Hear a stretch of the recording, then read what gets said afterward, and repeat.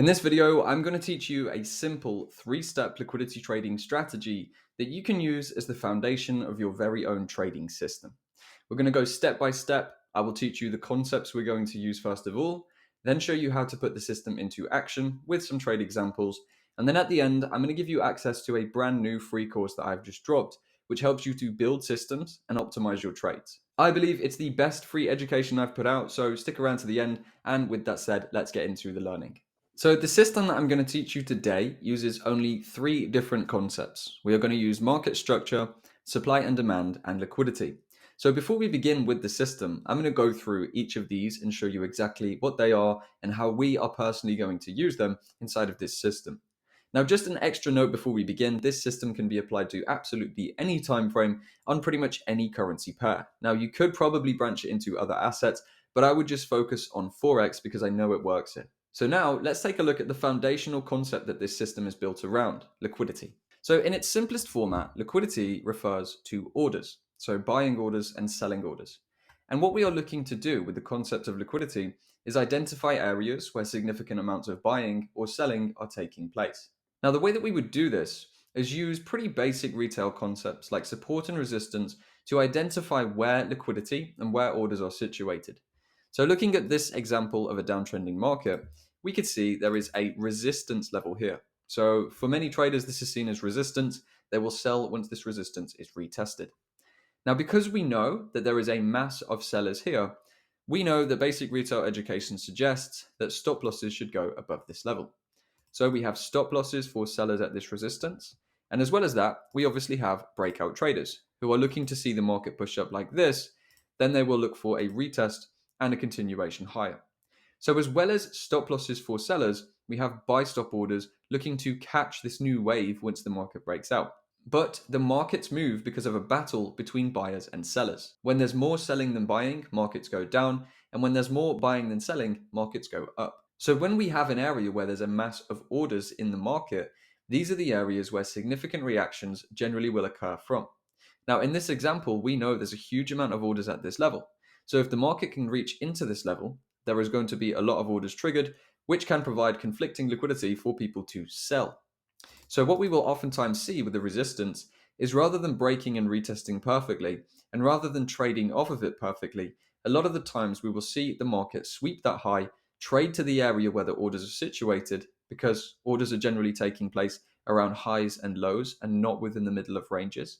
And once that liquidity is swept and those orders are filled, we then see the more significant movements in the market. So within this system, this is exactly what we're going to be looking for. We're going to be looking for areas where liquidity is swept, either as equal high liquidity, or for the flip side, equal low liquidity, and sometimes as range or swing high, swing low liquidity as well, which I'll explain when we get there. And after a sweep of liquidity, we then move on to the second concept, which is going to be market structure.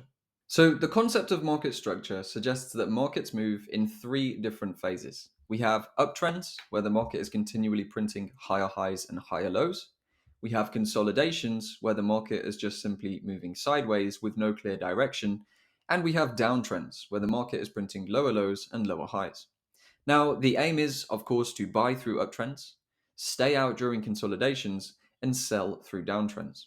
Now, you will see with this system, we can actually take trades within market ranges because a lot of liquidity forms around ranges. In fact, this is one of the most optimal places to trade the system that we're covering. But we do need to understand the concepts of uptrends, downtrends, and trend reversals in order to actually get into the positions with this system. Otherwise, if we didn't confirm entries with structure, we would lose absolutely loads of trades.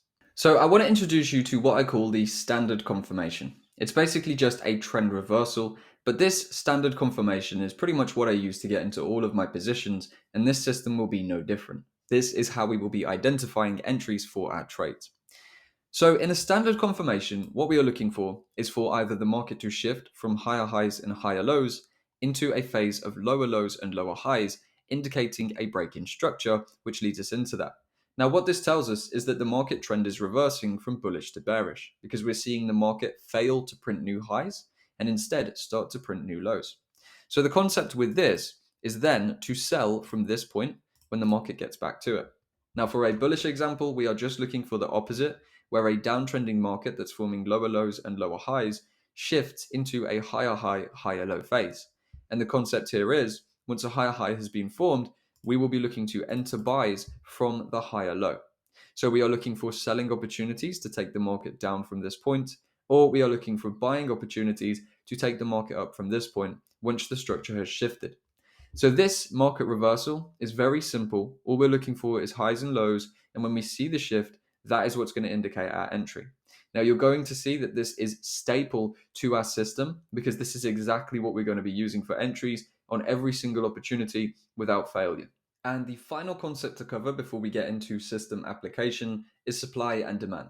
Supply and demand refers to zones in the market that become attractive buying or selling points. So a demand zone looks like this. It takes place in an uptrend, and it's basically indicated by a consolidation before a large up move. Now, what a demand zone tells us is that this was a discounted price for people to buy from. So this is seen as a good price level for traders to buy, and these are generally the institutional traders, the large players in the market. That is why we see significant movements out of these areas. So we see that buying took place here in mass, which caused a big push up in the market. And then the market pulls back down. And the concept is because this is a discounted price and it's seen as a good place to buy from, once the market comes back to this region, we will see another push of institutional buying, which will cause a large up move. Now, the same is true for supply, but this is selling. So in a supply zone, we are looking for consolidation before a large down move. That is what forms a supply zone. And this is then seen as a premium price to sell from. So traders are looking to sell here because they believe this is essentially overpriced and they'll be able to profit from a movement down. The concept is once again, once the market reaches this premium price point, we will then be looking for selling opportunities. Now, supply zones are only viable when we are in a downtrending market, and demand zones are only viable when we're in an uptrending market. Now, the way that we're going to be using supply and demand in our trading is very simple. We're going to be using it in line with the structure after we see sweeps of liquidity around ranges, swing highs, swing lows, and those equal lows and equal highs that we discussed previously. So this system is built with simplicity in mind, meaning those are the only three concepts we need to use: liquidity, market structure, and supply and demand. We will be using liquidity to identify setups. We will then use structure to validate and confirm our setups, and we will use supply or demand zones to get into the positions we find. So what I'm going to do now is show you a rundown of how the system works step by step. Then we'll move on to some real chart examples. So here is an outline of the trading system that I'm teaching to you. We have three elements. First of all, we want to identify liquidity and then identify a sweep of that liquidity. After that, we want to identify structure, and that is going to be a structural shift. And what we'll do here is use the low time frame structure, so the internal trend, to identify a change in direction. And then from there, we can use demand for a buy entry. Now, a selling position would be pretty much identical, where we find equal high or range liquidity. Then we see a sweep of that liquidity. We see the market pull down and form a new lower low, indicating that break in structure. And after we see that, we can look to sell from not demand, but supply instead. So it's a three-phase system. Number one, liquidity sweep. Number two, change in trending structure. Number three, buy from demand, sell from supply, whichever direction the market is moving. When we do get into a position, our target will then become another obvious point of liquidity or another supply or demand zone. So in this example, we would obviously target this equal high liquidity for our trade because there's liquidity either side of the range. Now, in other examples, it may make sense to target supply here, for example, or we could potentially have opportunity to trade it even higher. It's going to be subjective to whatever the market is providing to us at the time in terms of target opportunity. But the general rule will be targeting recent swing highs, equal highs, whatever the next significant point of liquidity is. And in terms of our entries, we are looking to enter from demand or from supply in a selling example. And we want our stop losses below the low, or if we are selling, above the high. So a general trade opportunity with this system would look like this. We are looking for a sweep of liquidity into a break of structure, and then we are looking for a pullback to retest demand and then buy towards the highs. Sell side is exactly the same, but we are looking for a break into a bearish trend followed by a sell into a new target at the lows. So that's the theory of this system, but now we need to look at some real examples so you can see what it looks like in a live market. Okay, so here we are looking at a ranging market. And as we said, because we're looking at liquidity-based trades, we can trade through ranging markets. Because if the market is just moving sideways, what it will generally do is form liquidity above and below the range, which means we can get trading opportunities after sweeps of lows and highs targeting the other side of the range. So in this example, we have equal low liquidity. So this is 1, 2 equal lows. Basically, what we would be looking for here would be a sweep of liquidity. And then, of course, we want to see if the market is ready to change the trending structure to lead into some buys. Now, as we said, targets are subjective. For me personally, in this position, I'd look to tackle these swing highs, which are pretty much relative equal highs retesting into this area as a kind of resistance level. Now, it's also possible that you could target this open supply zone up here. We have small imbalance into that, and we have reason the market could potentially reach into that level. So targets wise for this position, if we did sweep, would be like this. So now all we would need to do is allow the market to move and see if it is going to form confirming structure. Because of course, if the market breaks down and fails to change the trending direction, it can easily just continue selling off. So what we don't want to do is immediately buy under equal lows because it can just lead into a new trending movement and we don't want to be on the wrong side of it. So rather than just buying immediately here, what do we want to see? Well, we covered the market structure. We want to see a new higher high. So at this point, we would have this high marked, and if the market is able to break over this structural point, we can then look to buy pullbacks and take the market higher towards our targets. So as you can see here, we have now had a break of structure over that level, and what we would be doing is moving on to the third step. So step 1, identify liquidity and wait for a sweep. We had the sweep leading into step 2, which is identify the change in trending structure. We have now got that. So now we move on to step number 3, which is to identify demand and place our orders on. So we would look to buy from this demand zone just here. We can have our entry on the zone with our stop loss below, and our targets will lead into that next swing high with a potential extension higher. But let's just play it safe, let's play it simple and use this as our target. So now all you need to do is place your buy orders because we have everything we wanted to see. Remember the example I just showed you? We have the equal lows, we have the break-in structure followed by a shift in the trend there. Now we're looking for retest of demand to buy, targeting the point of liquidity above. Simple stuff. You see how textbook this is compared to the example I just showed you. So now let's see what the market gets up to. So there you go. There's the completed trade for a 3.9R profit, which means if you risked $1,000 on this position, you would make $3,900 in return. Now you can see this followed the textbook format. We have the equal low liquidity. We have a sweep of equal low liquidity followed by an internal shift in the structure over this high here. We buy from demand, we target the liquidity at the top, and that pulls through for a very simple trade, buying from demand with a stop below the low and a target into the next swing high. Now, because we're trading in a range, that means we can actually target liquidity on the upside and the downside, which means there would be potential opportunity to sell back down now that we've swept this swing high and equal high liquidity. So what we would want to see would be a shift in some of the structure, which ideally would mean engulfing this previous candle once again, and then we could look for opportunities to sell back down. Now for this opportunity, we could obviously target this relative equal low liquidity, and we could even potentially look to extend it through to target the lows of this range. So upon seeing a break and close in structure like this, which is showing a total reversal of all of the price action that happened above this swing high, we could use the supply zone like this.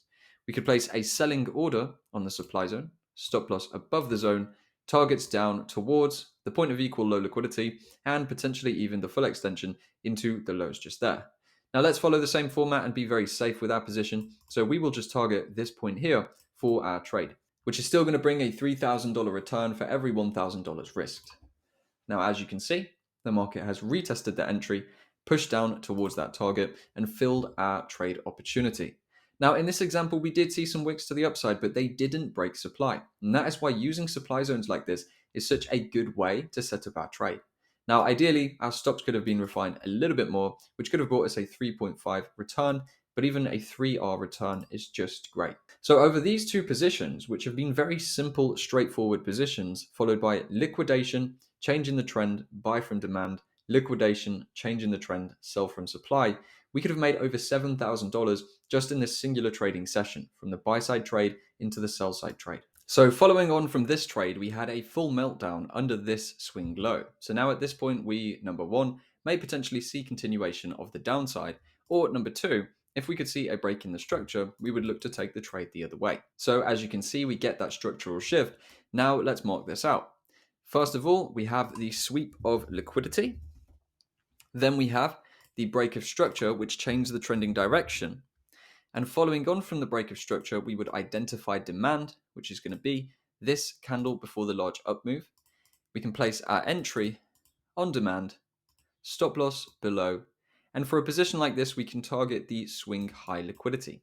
So what we would do is look to target to here, because there's no real significant points of liquidity within the range at this point. So targeting the swing high would be the ideal move to take. Now, allowing this trade to play out, you see the market comes back, retests demand, and gets a nice rally to the upside, targeting that swing high liquidity. You can see 3 times in a row this has played out. Now, this is not going to work all of the time. Sometimes the markets are just going to break down without providing entries, which just means you won't get into the position.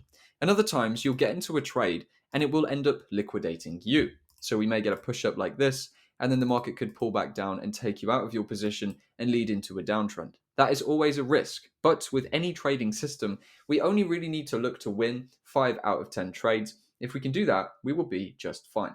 Especially when you consider the risks to reward. We've achieved $5.6 for every $1 risked on this position. We achieved $3 for every $1 risked on this position, and we achieved around a $3.5 return for every $1 risked on the initial position here. So you can see that even if you only won 4 out of 10 trades, meaning every time you take 10 trades you lose 6, you are still going to make a significant amount of money because your wins are outsized compared to the losses that you will take. So just to get this system really ingrained into your mind so that you can see it, here's another example. We have a range of equal low liquidity. As you can see, we have a big collection here.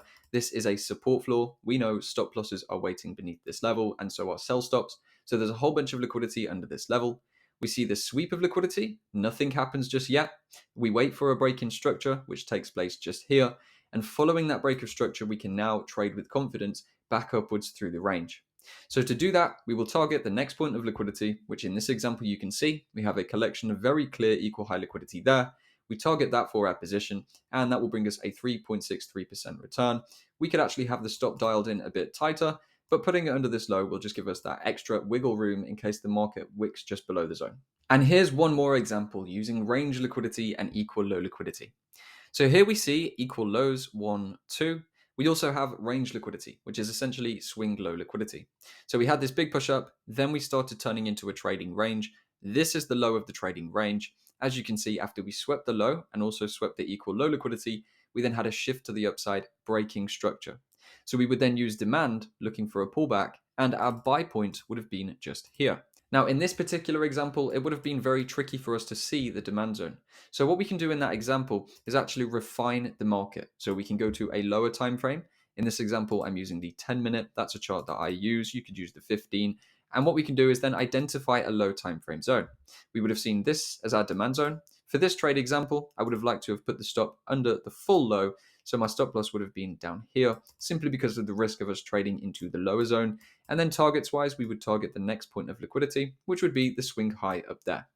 Now, eventually this trade did play out, as you can see, and this would have been a 5.53% position. So if you risked $1,000 on this trade, you would have made $5,530 as your return. Now, building a system out takes more than what we've covered today, but fortunately for you, I've just released a new 7-part video series, which is a course and it's totally free for you. It's called 7 Steps to Profitable Trades. And in this course, I show you how to build a system and how I build my systems. I show you how to take good trades and then optimize them to turn them into great trades and then perfect trades. And then I tell you exactly what you need to do in terms of validating, refining, confirming, and optimizing your systems so that you can trade them with confidence, get a return, get funded, and make money. The course is totally free and it is now open. Check the top link in the description to sign up to that. That's going to take your learning to the next level and make sure that you can turn this foundational system into a strategy that can make you money long term. So that is all for this video. I hope you've enjoyed the class. Thank you for watching, and I'll see you in the next one.